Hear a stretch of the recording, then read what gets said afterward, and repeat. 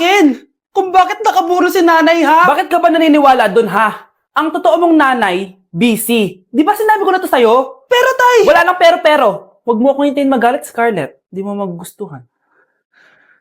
Hindi pwedeng hindi si nanay yung nakita ko sa cellphone. Alam na alam ko yung tsura ni nanay. Malalaman ko rin sikreto mo, tay. Oh, Scarlett, aalis ako ulit, ha? Huwag kang pasaway.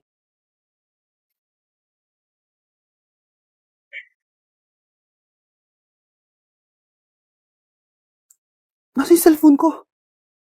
Hello po. Pwede na po maklaim yung 10 million peso na galing sa insurance ng namatay niyo pong asawa. Insurance? Pasaway ka talaga? Pinatay mo ba si nanay, ha?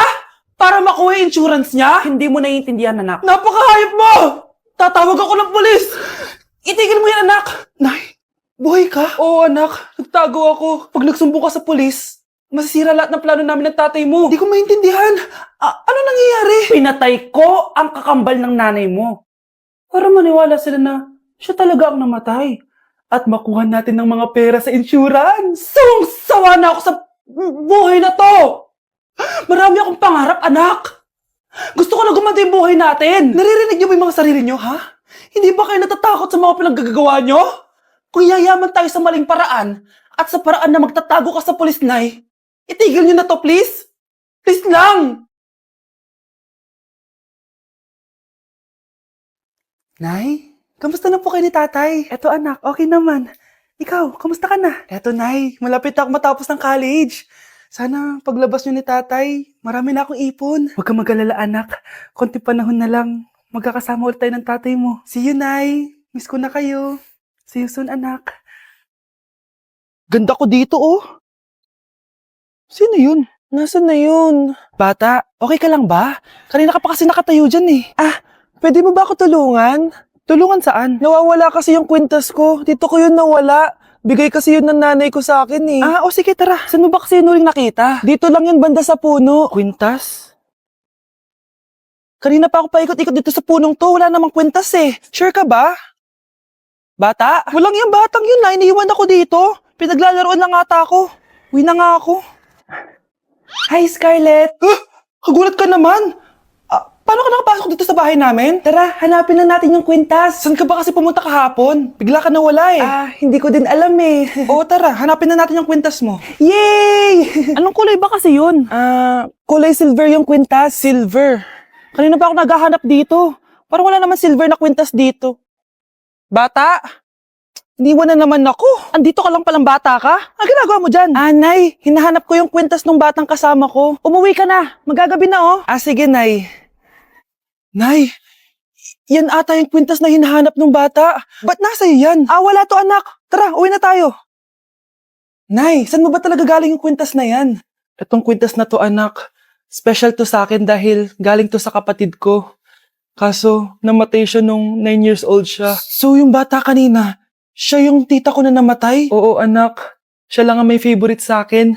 Mga magulang namin. Ayaw sa akin. Kaya sobrang mahal ko yun, anak.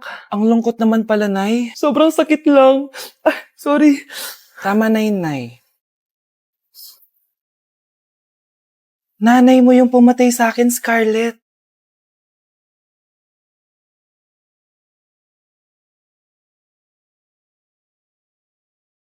Wow, Edward. Ang ganda naman ng bahay mo. Simula ngayon, Scarlett. Dito ka natitira, ha? Masanay ka na.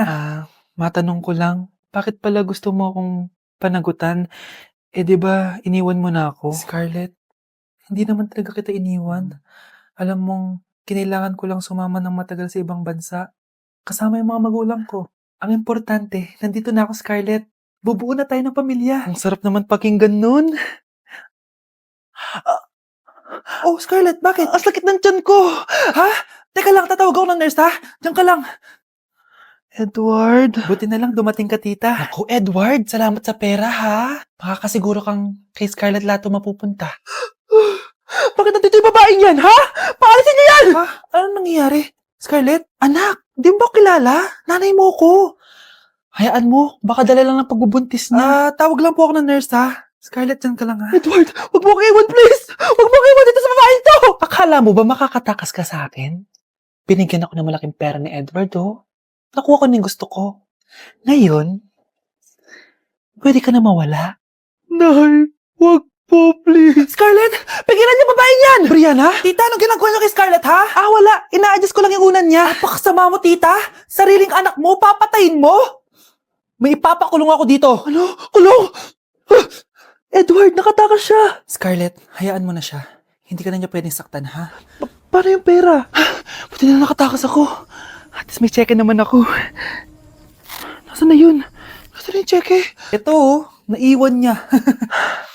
Thank you, Edward. Masaya ako para sa inyo, ate. Scarlett, Brianna, hanggat nandito ako, poprotektahan ko kayong dalawa.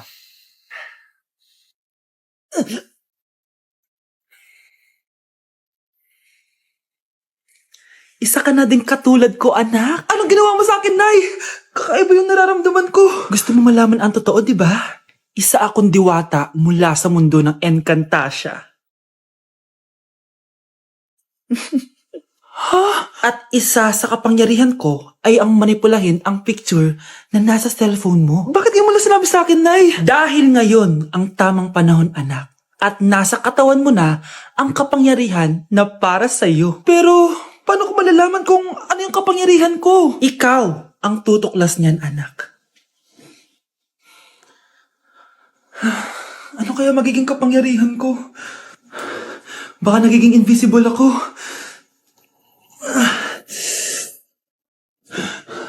Hindi ako nawala.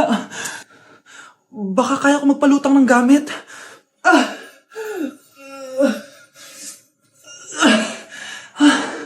Hindi lumutang. Ang hirap naman neto. Baka kaya ko tumagos sa pintuan. Aray. Natatay ako.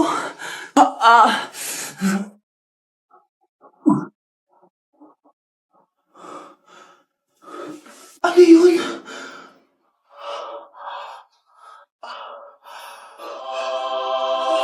Ito ba yung kapangyarihan ko? Tumain ng ginto? Nay, alam ko na yung kapangyarihan ko. Tumatay ako ng ginto. Anak, uminom ka na maraming pampatae para yumaman na tayo.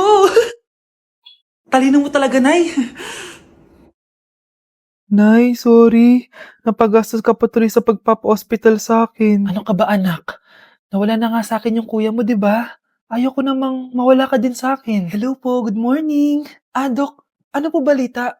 Makakalabas na po ba si Scarlett bukas? Ma'am, may good news po ako. Pwede na po lumabas si Scarlett bukas. Salamat sa Diyos! Hindi na ako magiging pabayang ina. Ayoko na maulit yung nangyari sa kuya mo. Nay, ano pala nangyari kay kuya? Hindi mo pa nakakwento sa akin yun. Ha?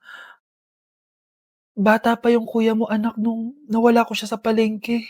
Mare, magkano tong sitaw? 50 na lang sa'yo, Mare. Ang mahal naman, Mare. Pwedeng 20 na lang to. Mga laruan ba yun? Ang ganda nun na. O siya, sige na, kumare naman kita eh. Ayun yung gusto ko sa'yo eh. Tara na, anak. Anak, anong lugar na to? Nasaan yung batang yun? Nasaan na si nanay? Nay! Anak! Ate, may nakita po kayong bata dito? Ay, wala po akong nakita eh. Nasaan na ba yun? Anak! Simula noon, hindi ko na nakita yung kuya mo, Scarlett. Hanggang sa may pumuntang pulis sa bahay natin. Ang sabi nila, patay na daw siya. Grabe naman yung nangyari kay Kuya Nay. Ang lungkot naman po pala nung nangyari sa kuya ni Scarlett. Sige na po, ma'am. Kailangan ko pa po bisitahin yung mga ibang pasyente. Sige po, Dok. Salamat po. Anak, ang importante, makakauwi ka na bukas. Opo, Nay. Makakapag-thirst trap na ako ulit.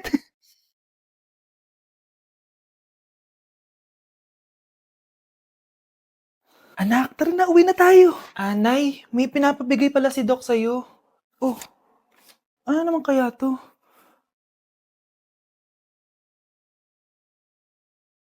Paano nangyari yun? Shh, Scarlett, itatakas kita ha? Scarlett, may kausap ka ba? Nandiyan na si nanay. Bilisan mo. Scarlett! Paparating na siya. Bibilisan ko na. Scarlett! Scarlett! May kausap ka ba? Huwag kang maingay dyan, ha? Scarlett, tara na. Tara na, tita. Tita, buti na lang dumating ka. Hindi ko na kaya mga pinagagawa ni nanay. Hi, Scarlett. Nay. Napakahayap mo, Susan! Oo, hayop ako. At least madaming pera. Huwag kang mag-alala, di kita sasaktan. Hindi ko na din kaya yung mga pinagagawa sa akin ni Susan. At ikaw, Scarlett, ipapakain ko sa'yo yung lason na binigay mo sa akin. Nay, wag po. Halika. Isubo mo tong lason. Ito'y nararapat sa'yo para mawala ka na sa mundo. Tigil mo na yan, Susan. Totoo ba itong nakikita ko? Buhay ka, Tay? Oo, buhay na buhay. Paano nangyari yun? Hindi pwede. Pinatay na kita! Simula pa lang ng una, alam ko naman na pera lang ang habol mo sa akin, Susan. Kaya nung naparalyze ako, alam ko na pagkakataon mo na yon para lasunin ako. Kaya inutusan ko yung polis para ipalit ako sa bangkay. Hawak ko din dito yung mga papeles na magpapatunay na ninanakawan mo ako ng pera. Sumama ka sa akin sa presinto. Tandaan nyo to! Hindi ba ako tapos? Anak, sorry. Kinailangan ko magtago sa'yo. Okay lang, Tay. Ang importante, buhay ka.